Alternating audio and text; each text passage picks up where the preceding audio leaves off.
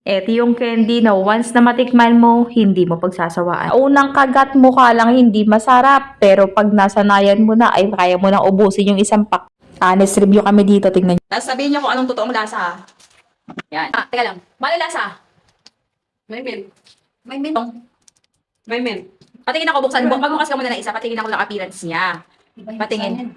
Ay, ikaw. Patay mo muna. Sige, hayaan mo na. Ano yun? Hindi ko rin masarap. Sige lang. O sige, hanap ka na ibang masarap dyan. Parehas naman sila masarap eh. Hindi, di ba walang walang ginkos. O sige. O, ayan, yan. Ito, may Tingin. mento. Teka, patingin ako. Wala yan. Teka, wait lang. Ay, ayan. Okay. Wala yan, oh, yan ang kinain. O, tikman mo yan kung ano yan. Sige. Teka lang, tikim. Lasa. May bilog lang. Ano? Sarap? O, sa'yo ma. Yan ma, yung bilog-bilog lang ma, yung plain. Buksan mo nga ma. Bukas ka man ng isa ma. Sabihin mo kung ano lasa. Yan, yung plain. Patingin ako ng plain.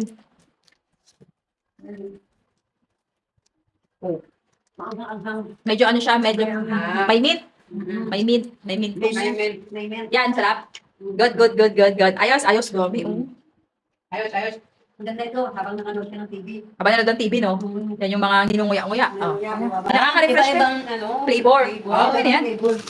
May maraming damo, may wala. Herbs yung be. Herbs. O, saan makakabili ng mga ganyan? Kung masarap, saan? Dyan. Sa yellow basket. Ah.